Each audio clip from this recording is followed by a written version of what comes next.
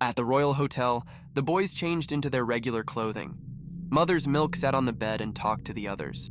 Frenchie was right behind me. I left before, I don't know where he went. But I also saw Two-Face and this giant zombie. I have no idea who that was. They were coming from our world. I saw their portal. These guys have a way in and out. We need that. Kimiko tried to speak with them. She spoke in her regular sign language, scared and desperate. They didn't need to speak sign to understand what she wanted. We'll find Frenchie. Hughie comforted her. Worst case scenario, he was caught. Butcher said as he opened the computer and put it on the table. So we're gonna listen to what's happening and find out what is happening there. Butcher turned it on. They could hear Penguin's voice from the end of the bug, he was yelling, and MM recognized the twins' voice. That lunatic ruined my bar. There were some real losses. Do you have any idea how expensive insurance is in Gotham? I'm asking you. Earth-7 encroachers, are you aware of the high price of insurance in Gotham? They quickly realized what had happened. Solomon Grundy broke through the wall and tackled Starlight from behind. Gas bombs were thrown inside the room. Deathstroke entered from the window. The gas didn't seem to bother him. Mercenaries wearing bird-themed gas masks entered the room and attacked the boys. Hughie, Mother's Milk, and Butcher were disoriented as the men held their guns against their heads. You have an honorable friend. He didn't say a word. Deathstroke said, but then showed the keys to Frenchie's room. But we found other clues. The boys were all down because of the gas, except Annie, still held down by Grundy and Kimiko, who stood before Deathstroke, who looked at her with familiarity as he drew his sword. Katana? Deathstroke asked and hit her with his sword. Kimiko held the blade and threw it away. You're not Tatsu Yamashiro, he remarked with surprise. Kimiko attempted to attack Deathstroke, but he jumped out of the way. One of the mercenaries tried to stab her. He ripped off his arm and gas mask, used the beak to stab another mercenary in the throat, and threw his body at Deathstroke, who ducked under the corpse. When Kimiko raced again after Deathstroke, he managed to throw her out of the window. Deathstroke touched his earpiece and watched Kimiko running down the street. Deathstroke to the nest. We got Starlight, and almost all of the others. But the other female was also a meta. She escaped, and killed 2 of Penguin's men. In Sandusky, the rogues looted one of the churches owned by the Church of the Collective. All the security was down, and Captain Cold and Heatwave threw their artifacts and jewelry in mirrors, and the objects entered the mirrors like in a pool. The Justice League is in their satellite, which means they only have their own heroes now, who apparently are a bunch of losers. Golden Glider threw a goblet made of gold in a mirror. Why have we never robbed this place's version in our world? You really wanted to fuck with Hollywood? A-Train and the Deep went to the Church of the Collective and found the rogues looting the place. All right, so let me do the heavy lifting and I'll tell the Justice League how you helped. Why do you have to do the heavy lifting? The Deep asked indignantly. Because we're nowhere near the water. A-Train told him smugly. I saw these guys. They look like pussies. You only want to fight these guys because they're that Flash guy's enemies. The Deep argued. A-Train's confident smile turned into an angry glare. Tell you what, if we run into any of your lordship's enemies, I'll let you do the heavy lifting, fish fucker. A-Train said, poking him in one of his gills. The Deep held his side before punching A-Train in the stomach. Fuck you. I'm taking them on by myself. Hey, Snot. Looks like they're fighting amongst themselves. A man with a strong Scottish accent called out. A-Train and the Deep looked to find a man wearing a strange orange and green costume, the Mirror Master. Stepping out of the door was Captain Cold. Both A-Train and the Deep took one good laugh and began to chuckle. However, this did little to anger the captain. You're A-Train, right? The fastest man alive here? Captain Cold asked, pointing his gun at the two. A-Train stopped laughing. Yeah, he said, still smiling. Flash would have gotten here before we finished robbing this little cult of yours. Hell, if I'm being honest, he would have gotten here just in time. Captain Cold said, smirking. A-Train's anger flared as he rushed towards Captain Cold. However, for some strange reason, A-Train's speed faltered halfway as he felt cold. He was covered in ice. Cold, isn't it, my cold gun? It's not like any ice ray you've seen in a sci-fi flick. It creates a cold wall that freezes anything it's pointed at. With the flash, it just makes him easier to see. But with you, well, I'd hope you're more durable than most people, Captain Cold said. His gaze turned to the deep. You want to go fish, boy? Yeah, no, I'm good. Smartlet! We've got just about everything, Leo. Good. Cold said, smiling warmly at his sister. I'm just gonna go if that's all right with you. Sure, have fun. Cold told him sarcastically. Wait, I think I know this guy. You do? The deep said proudly. No one wants to hear your gossip girl takes. Cold told his sister. You're talking about Chance? I really want to meet that guy. The deep started approaching, and Heatwave pointed his weapon at him. I'm leaving. Bye. Not this guy. He's the rapist Aquaman knockoff I read about. Glider angrily said. The adjective she brought up instantly drew the attention of the rogues as their looks of apathy towards the deep turned into hostility. The deep instantly blanched. Look, I'm sorry about that. I've been trying to better myself with the help of the church so that one day I can join the Justice League. The Justice League is never going to accept you, shithead. We think you're a sicko. What makes you think they won't? Weather Wizard, get out here. He called out into the house. Weather Wizard stepped out of the bathroom looking mildly concerned about something. Yeah? See that guy over there? Yeah? He questioned once more. Hit him with a lightning bolt. Cold ordered him. Weather Wizard looked at the deep, uselessly running away. He pointed his wand at the deep, and he was struck by lightning. The deep fell to the ground, convulsing. Wait, was that the nymphomaniacal Aquaman? Yep. Suddenly, he felt the temperature behind them all rise. He turned around and saw that there appeared to be a fire inside the house. God damn it, Mick. Cold muttered in annoyance. Stepping out of the growing flames was Heatwave, marveling at the flames, as though he were walking through an art gallery. I'm sorry. I just couldn't help myself. He muttered in awe. We got everything out and a body in the hoose is in the mirror dimension. Say we get out of here. Let the idiots deal with it. I'll free the hostages after we leave this dump. Fine. We're going back to Keystone. Wait. Glider said as she walked towards the deep. She glided into the air before she stomped on his crotch before heading back to the others. The rogues collectively winced as they heard the crunching sound.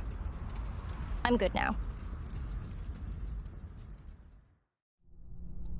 Butcher woke up, and as his vision cleared, he saw the others slowly come to. They apparently used smelling salts to wake him up, as he noted the burning sensation in his nostrils. They were all tied to chairs. Annie was chained to the wall, her hands pointing at her head. However, in front of him, he saw another group of people. He recognized Penguin and Two-Face. Cobblepot was smoking a cigar while Two-Face had his coin out. The man with the black skull mask was definitely Black Mask. There was another man. His skin was pale white, and he had no nose, ears, or lips to speak of.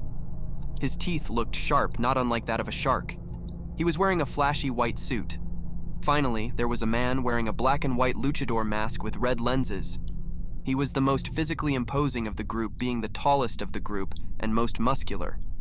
His arms were folded across his chest. On his arm, Butcher saw that there was some sort of mechanism that was attached to a tube in the back of his head. Glad to see you're awake, Mr. Butcher. Penguin said, taking the cigar out of his mouth. Where's Frenchie? He's alive, so long as you all cooperate with us. Show me him. Penguin sighed. Bring him in. The door opened and Frenchie was dragged into the room by the Penguin's men. He was handcuffed, but barring a black eye, he seemed to be all right. I'm sorry. I had the hotel key in my pocket. It's not your fault. Where's Kimiko? He asked, looking worried. She escaped the hotel. All right, what is it? Why did you plant this in one of my meeting rooms? Penguin said, showing the bug in his gloved hand. Compound V. We both know you're all taking it from Vought. If you wanted that, you could have done the sensible thing and purchased it. Instead of drugging one of my patrons, would have saved you the pain. Penguin commented. Butcher scowled. You knew who I was the whole time, didn't you? Why, yes, I did. I saw the news, your faces were on it. My comment regarding the Joker's bomb. He used the same ones last year for an April Fool's Day prank. Her face is all over New York. Something for a TV show called Citizen Starlight. Two-Face said, pointing at Annie. I happen to have some connections in show business. Maybe I can help you get a role. Great White Shark leered. Annie glared at the crime lord. Oh, don't look at me like that, sweetheart. Shark taunted her. From what I heard, Warren, another fish guy made a similar proposition to her. Apparently, he left a bad taste in her mouth. Black Mask joked. Warren let out an amused chuckle. Hughie tried to angrily free himself. Go fuck yourself. Annie defiantly told them, Really try and free yourself. Those chains are used to restrain Grundy and Arkham. Quite frankly, I've seen anorexics with more muscle than you. Annie angrily tried to break her restraints. Look, we didn't mean to cause havoc at your club. We just want to go home. Speak for yourself. I am. Mother's Milk replied, glaring at Butcher. You know, Oswald, I'm sorry if it sounds like I'm being impatient, but I think this interrogation of yours needs some results fast. Black Mask said. He took Penguin's cigar from his hand and immediately put the burning end against the back of Frenchie's neck. The sudden burn elicited a yell of pain from Frenchie. You motherfucker! Mother's Milk angrily yelled out. Black Mask proceeded to backhand MM. You really want to try me, tough guy, because I guarantee you, I'll cut out parts of him and make you eat him. Mask threatened as he kept the cigar dangerously close to Mother's Milk's eye. Roman, enough! You don't give me orders, Bird. My establishment, my rules. Feel free to carry out your methods of inquisition on your territory, not mine. For all we know, they're lying. I have to agree with Black Mask on this. For all we know, they're probably being used by the baddest human breadcrumbs. We're not with Batman. Why do you think we broke MM out of jail? Maybe because he let you all escape? If they were targeted by Batman, we would not be having this inquisition. Bane spoke up, still sitting on his chair. The rest of the crime lords stopped and stared at Bane. Oh, what are you, some kind of expert on the Bat? Butcher scoffed. Yes, I am Mr. Butcher. In fact, I know why you wish to remain here. I read all about you, a crusading widower trying to avenge his beloved from the cruel would-be gods that took her away from you. You know that the Justice League is likely going to succeed, where you have failed. Oh, so many times. So you wish to remain in this city and challenge the only one you think that your band of fools can defeat. Bane said as he got up from the chair. He looked to be close to 7 feet as he loomed over Butcher. You cannot defeat the Bat. I have fought him many times. I won our first encounter and broke him. He managed to piece himself together, but the fact remains. You do not have the stones of accomplishing such a feat. He will catch you, and you will end up as another resident of Arkham. Blackgate, if you are lucky. He turned to Black Mask, who seemed to pause. I agree with Cobblepot. I have much grander ways to spend my time. I will not have it wasted on your petty whims. Harvey? Black Mask asked. Two-Face flipped his coin. It landed on the good half. You all stick to Oswald's approach. Two-Face said, getting up from his chair. No, if you'd excuse me, I've got another withdrawal to make on their world. Wait, if you're going back to our world, you can take us with you. Two-Face looked at the group before flipping his coin. This time it landed on the bad half. No. He replied as he walked out the door. Homelander stared at the TV screen in front of him. Another monster similar to the one that attacked him at Planet Vought was here wreaking havoc in the city. He could feel his chest starting to burn just by looking at the report. Hey. Stormfront said, trying to get him out of whatever trance he was in. I'm not going. Superman, Wonder Woman, and Maeve are heading over there. You need to get there. I can't. Do you want them to upstage you? Ryan's probably watching this right now. You need to redeem yourself after that incident with the clown. Upon hearing this, Homelander swallowed the lump he felt in his throat and walked off. What about you? I've heard one of their invaders is about to steal a stockpile of Compound V at the warehouse dock. One of our people gave us a tip-off after learning a colleague was bribed by the perp. Apparently, he is one of Batman's, some schizo basket case called Two-Face. They used to be friends. Remembering Batman's talk with him, Homelander only had this to say, a sadistic smile on his face. Make it hurt. Superman and Wonder Woman flew side by side with one another. Presently, he was holding Queen Maeve as per her request. He didn't seem to find any reason to question her demand. There were multiple buildings on fire. I'll put the fires out. There are firefighters. They should be able to take care of it. Civilians are our #1 priority. I'll handle the monster. Superman gently lowered himself and Maeve to the ground. Superman! The fire chief said, "We're having difficulty putting out these fires from that thing." That's why I'm here, Chief. Superman replied as he got into the air. Don't worry, I'll put these out in a jiffy. He inhaled and with one mighty exhale blew out the fires encompassing the city block like they were a birthday candle. The crowd looked on in awe as he extinguished the flames. That was when Superman heard screams from a nearby skyscraper. He looked and saw the nearby skyscraper. Using his X-ray vision, he saw that its support beams were burning up.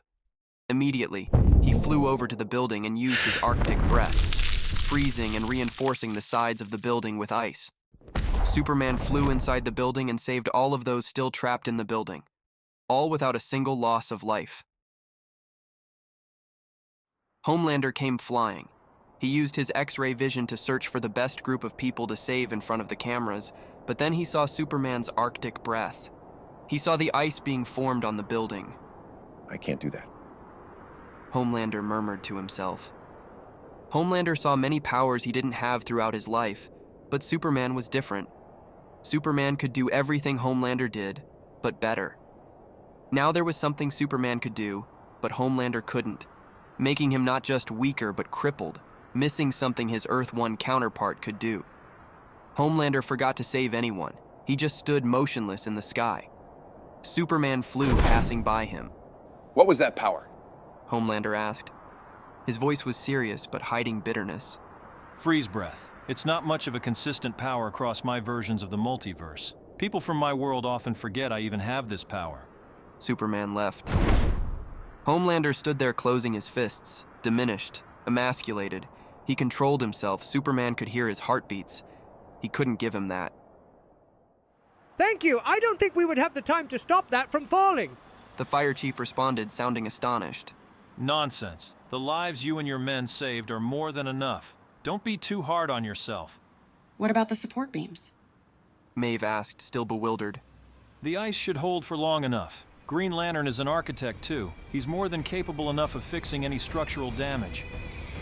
Wonder Woman was busy dealing with the monster as she flew it into the air alongside her while stabbing it in the stomach. The beast roared in pain. As they landed, the beast grabbed Diana, holding her in its clutches.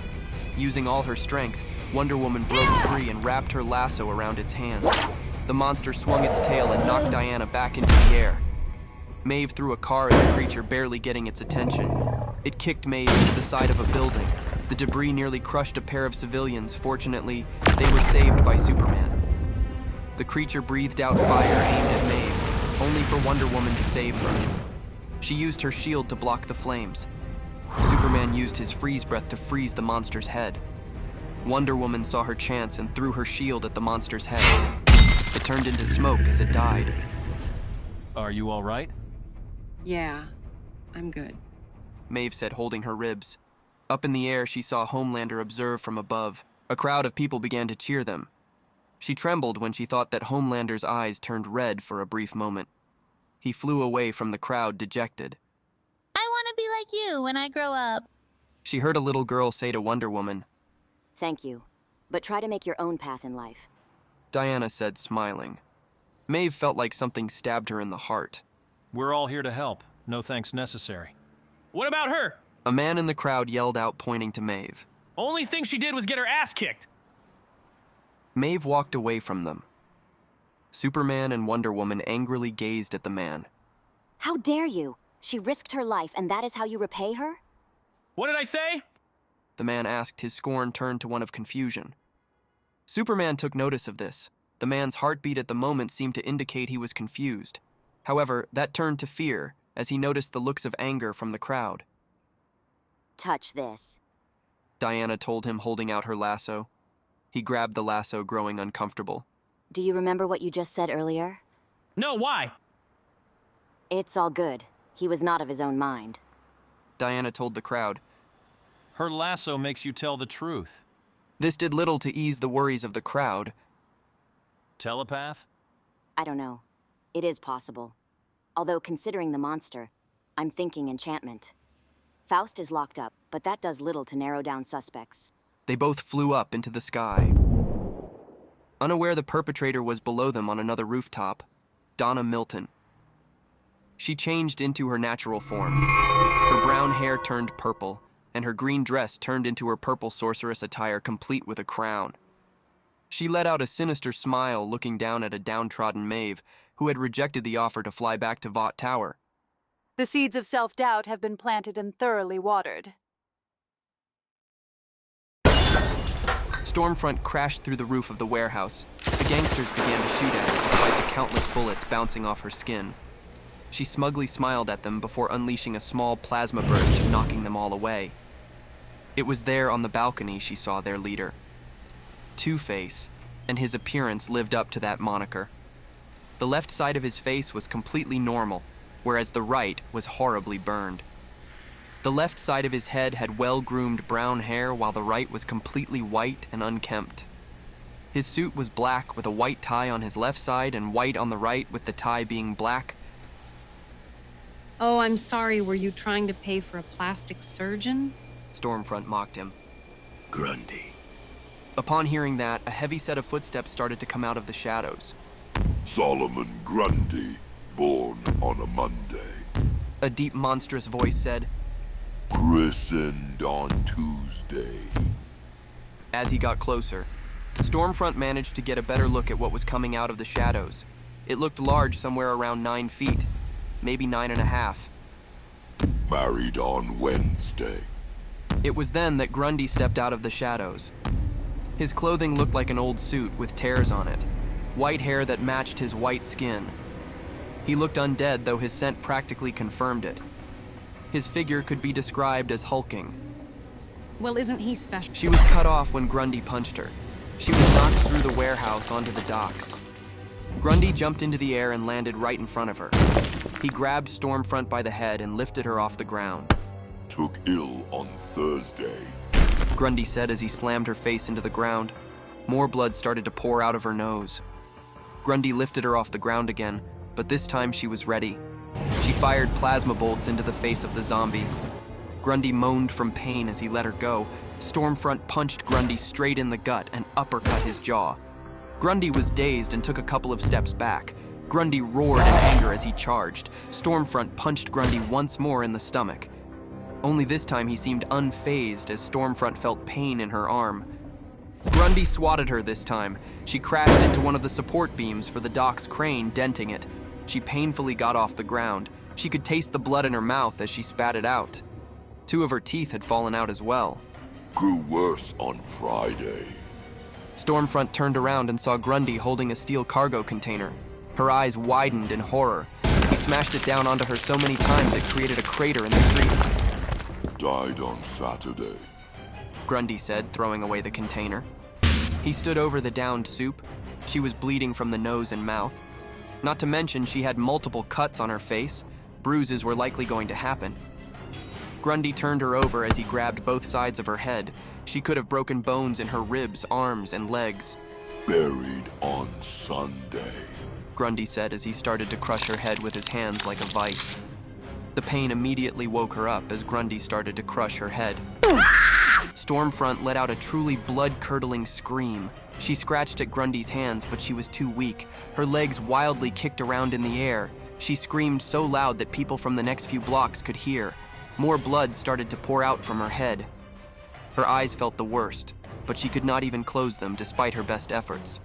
Grundy, not yet. I need to flip the coin first. Two-Face told the monster.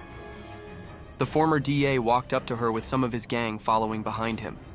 This is my operation, remember that? He admonished the creature.